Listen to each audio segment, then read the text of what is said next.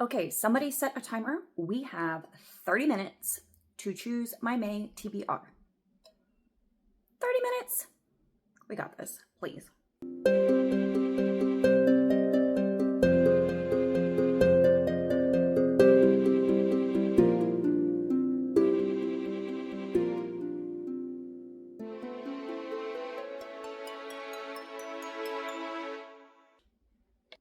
Hello and welcome to my channel. In Search of Wonder, my name is Anne and we are getting to the end of April.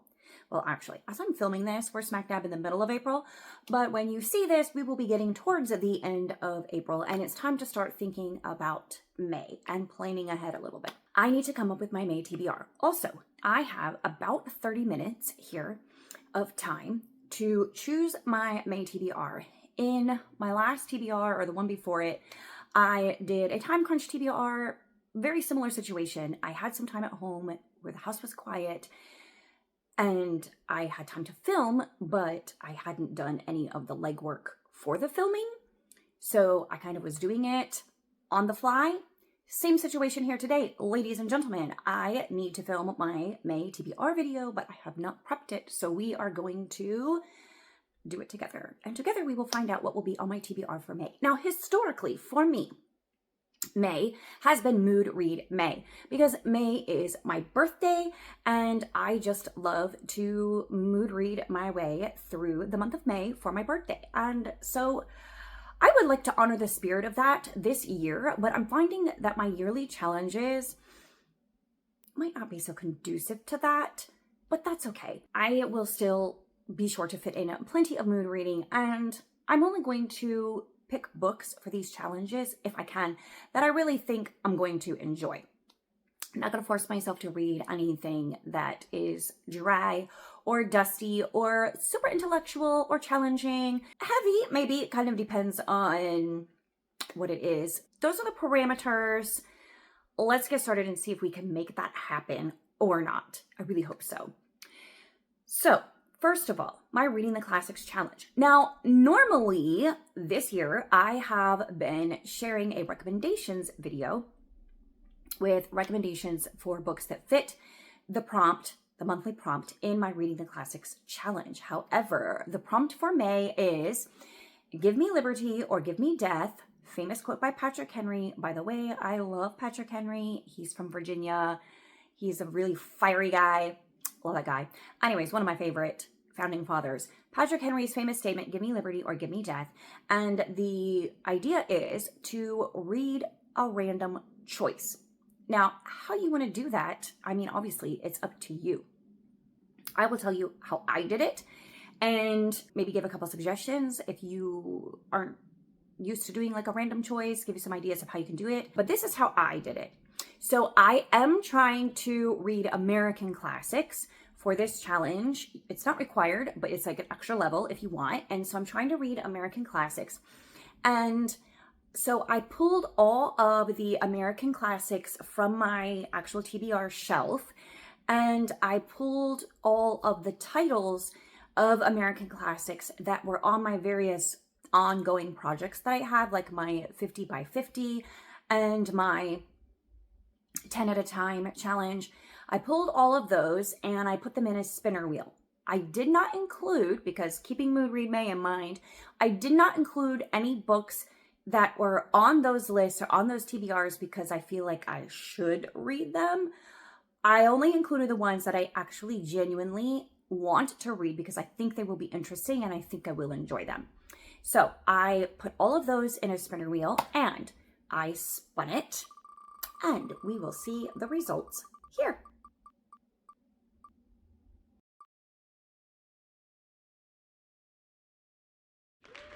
This book actually had been on my tentative TBR for January because it is epistolary, and I was trying to come up with my plan for January. I really struggled this year with that TBR, and I wanted an American classic. The prompt was a 5-star prediction, but I couldn't get my hands on the book anywhere. So I gave up on that, and then later I found this in a thrift store or something. I don't know. It's probably in a weekly reading vlog somewhere along the way when I picked it up.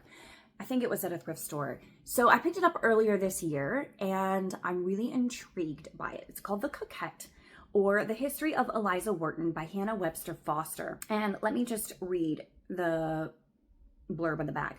The demise of a respectable but unloved fiancé introduces a sudden and intoxicating freedom into Eliza Wharton's life. Two new beaux vie for her attention. Reverend Boyer, a staid and proper clergyman, and Major Sanford, a dashing libertine. Reluctant to commit to either suitor, Eliza struggles with the conflicts between duty, romance, and her newfound independence.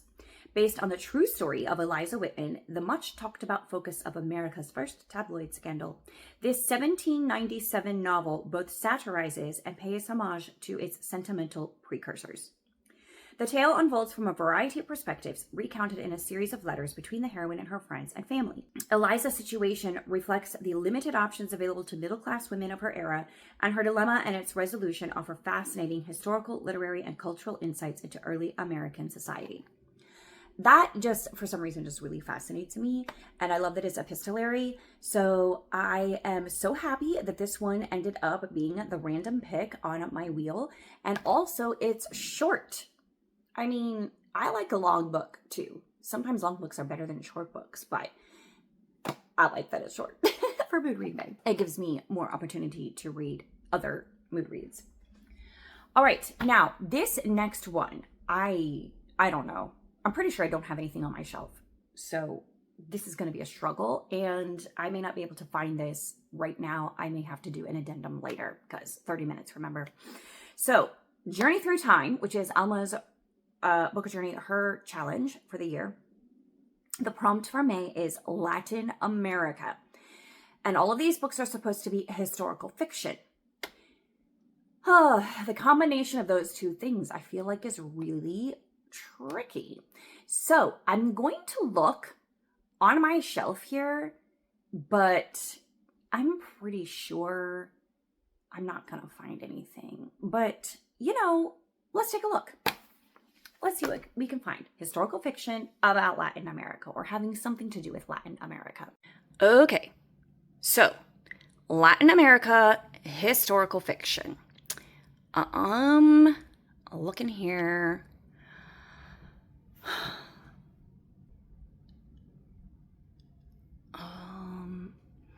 If you see anything, I'm not seeing anything. All of it looks like either like America or England, no relation to Latin America. Let's look down here before I go to the second row. Nope.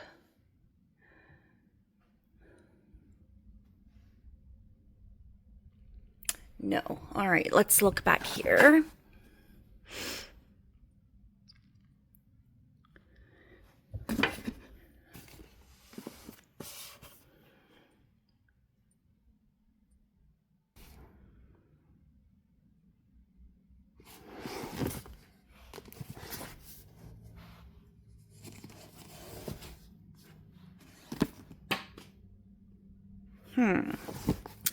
Yes, just as I was suspecting.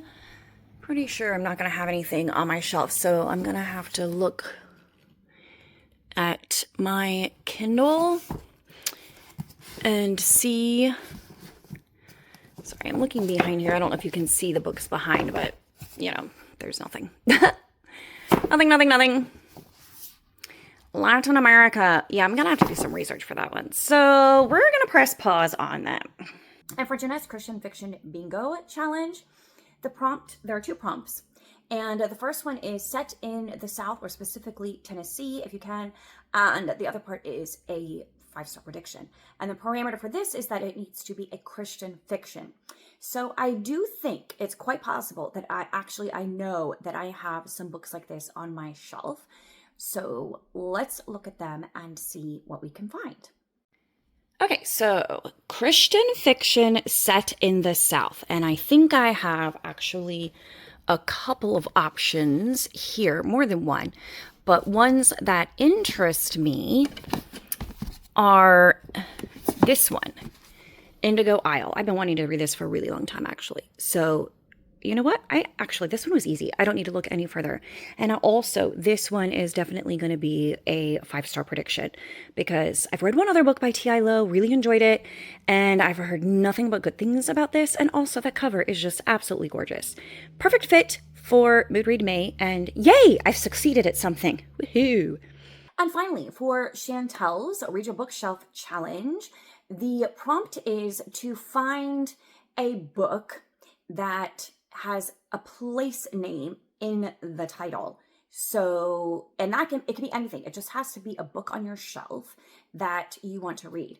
And I actually have a couple of nonfiction options for this one that intrigue me. So I may start there. And if those don't appeal to me, then we will go to the fiction shelves. So let's see what we can find. Okay, so now for books that feature a place in the title, I want to start with my nonfiction. I may make a little mood read pile here and see if I can pull together some things, multiple options, and see which ones I end up reading. So the first one I was thinking of was this Literary Places in the U.S., although this isn't really necessarily something that you read through. It's more like a guide to literary sites that you can go to. So it's more like if I'm planning a vacation to New England, I can see what literary sites are there, or the Middle Atlantic or the Southeast. So it's not necessarily the sort of thing you read through. So that's that one. Then this one, though, is the one I was thinking of, Literary Washington, D.C. And this has, so we have all these authors, Louisa May Alcott, Elizabeth Bishop, I don't know all of them, Christopher Buckley, Charles Dickens, Emily Dickinson, all of these authors. And it's just things that they wrote about Washington, D.C., I believe. I'm pretty sure I've already read the one by Louisa May Alcott, although not from this book. So let's see, the contents. Yeah, Louisa May Alcott from Hospital Sketches. I've read that one. That was actually really good. So there are all of these selections about Washington, D.C. from other publications by these authors. We have all of these like excerpts and essays, etc. So this is really intriguing to me. Now, I'm not super interested in reading straight through it. I may not ever read straight through it, but the authors that interest me, the authors that I'm familiar with and know, I am curious about their writings about Washington, D.C. So I'm thinking reading from this book would be fun. Another one is The World of Laura Ingalls Wilder, the frontier landscape that inspired the Little House books. This would be super fun as well, and I love this book. Like, there's just something about a really good copy of a book that makes it more fun to read, and I love this. It's hardcover, and like this title is embossed, and look at that, full color pictures. Like, this would just be fun to read, right? And again, it may not be something that you read straight through per se, which is turning out to be a theme in these nonfiction options, but that's okay. I still think that would be really fun. Another one is Love Untamed, Romances of the Old West. And this one is real love stories of pioneers. And it's just short little story synopsis of their life. It's not like one long novel or anything. So again, something I may just read a little bit of, dip in and out. So that's another one. So that's my nonfiction pile of possibilities. Let's see if I have any fiction that I want to add to this stack. Okay, we've seen this shelf before.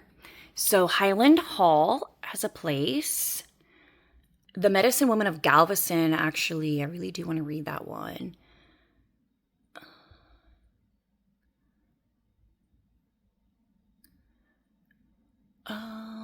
City of Serpents, but that's not the first book in the series, so... Okay, I'm gonna add this to my stack. All right, Listening Valley. I mean, I feel like that's a place, right? And I do want to read that one. The Indigo Girl. The Mysterious Affair at Styles. Actually, I do want to read that. Styles is a place, right? Midnight in Austenland. That is also a place, yes. Oh, I'm getting quite a stack here. I'm going from 0 options to the perfect option, and now to too many options. Silver Hill, another one that I want to read. That's okay. It will give me a great pile of possibilities, and I can mood read and pick what I want. Okay, awesome. All right, I did a little research. Thank heaven for Goodreads lists, because they have saved me on many an occasion, and they saved me this time. I did a little search for historic fiction in Latin America, and there came up a fantastic list. And the first one that jumped out at me as one that I want to read is The Pearl by John Steinbeck. John Steinbeck is an American author that I want to read. And incidentally, this would also fit for my Reading the Classics challenge prompt for May. So I could kill 2 birds with 1 stone if I wanted to focus on that. But I'm also going to read The Coquette because I want to read that one. But The Pearl, again, I believe it's a shorter one. And you know, people have mixed feelings about it, but that seems to be true of all of John Steinbeck's books. I hear people say, oh my goodness, I love that book. It's my best. It's my favorite book, my favorite classic, my favorite American classic, whatever they want to say about it. And then other people are like, oh, that book was dumb. That book was stupid. So I'm feeling like I'm probably going to need a little help reading this one to understand it. I find a lot of more modern American classics are like that for me. But anyway, it is set in Mexico and the late 19th, early 20th century, and it is based on a Mexican folktale. So all of those things are like, oh, that would be really interesting. The synopsis sounds interesting. So I am going to read that one in May. Hopefully that will be for Alma's Latin America prompt. Now, before I wrap up and show everything that I've decided for sure for my May TBR, I wanted to circle back to my Reading the Classics challenge and give you some ideas for choosing randomly in case you are looking for inspiration for that. To begin with, I would say I would recommend starting with a subset of books. So whether that's American classics in general or classics in general, I would narrow it down something from that. Like books that are maybe on an actual TBR list that you have, or books like if you have like I have like a 50 by 50 or something, like a bucket list of books or something like that, and they are classics and or American classics if you're trying to do that subset. Like choose some books, like a smaller category of books, 10 to 15 maybe, or 20, and work from there. So it's not entirely random, but it's way easier than just, you know, all the books out there. So choose some books that you've had your eye on, and then you can randomly choose by plugging their names into the wheel spinner, or you can put them in a stack and number them and then do like a number generator, or you can have somebody pull a card, like similar, like a number thing, like have somebody pull a card and it goes with that. You can do a color pick, ask Google or ChatGPT or somebody to, an actual person perhaps, to choose a color for you, or roll the dice and choose from there. You can do a poll on your social media and, you know, list the books and ask people to choose for you. Those are some suggestions that I have for choosing randomly. Or if you want to be really wild, you can go to an app like Goodreads or Storygraph or Fable if you're on any of those apps. And then you can just start scrolling through your feed and seeing what other people are reading. And then the first thing that catches your eye, read it.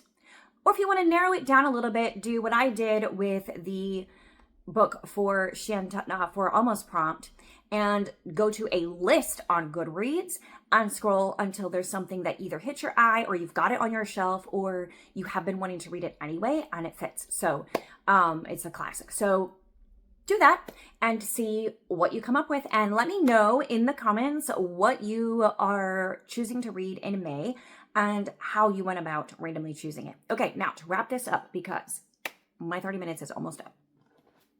Let's see what I am reading. For sure, I am reading The Coquette, and that goes for my Reading the Classics challenge random choice. For sure, I am reading Indigo Isle by T. Ilo, and I'm very excited about this one. This goes with Jeanette's Christian Fiction Bingo. And for sure, I am going to at least attempt to read The Pearl by John Steinbeck for Alma's Journey Through Time challenge, and that is the prompt Latin America, and I do not personally own that, so I will get something from the library or buy it on Kindle. So there's a picture of it right there. And then I have a stack of mood read possibilities for Chantal's Read Your Bookshelf Challenge, which is placed in the title. This is my stack. We've got Silver Hill by Phyllis Whitney, Midnight in Austenland by Shannon Hale. Actually, I have the first one in that series that I would probably read first. And then The Mysterious Affair at Styles by Agatha Christie, The Medicine Woman of Galveston by Amanda Skenendorf, Love Untamed, Romances of the Old West, Literary Washington, D.C. with selections by various authors, and then The World of Laura Ingalls Wilder. I have no idea at this point which of those I will gravitate to. So we'll see. Other than that, it's Mood Read May. So focusing on the books that I actually have on my shelf, I will be choosing from them whatever else what I feel like reading. There are quite a few books on there that I just kind of want to read and I haven't yet. And so I will be doing that. And I have another fun idea or two of ways I'm going to choose books to read in May that I will probably make videos of. I probably will only get around to doing one of them, let's be real. But anyways, I have some fun ideas about that. So that's coming up in May. That is my TBR. My 30 minutes is up. It is time for me to go, and I will see you next time.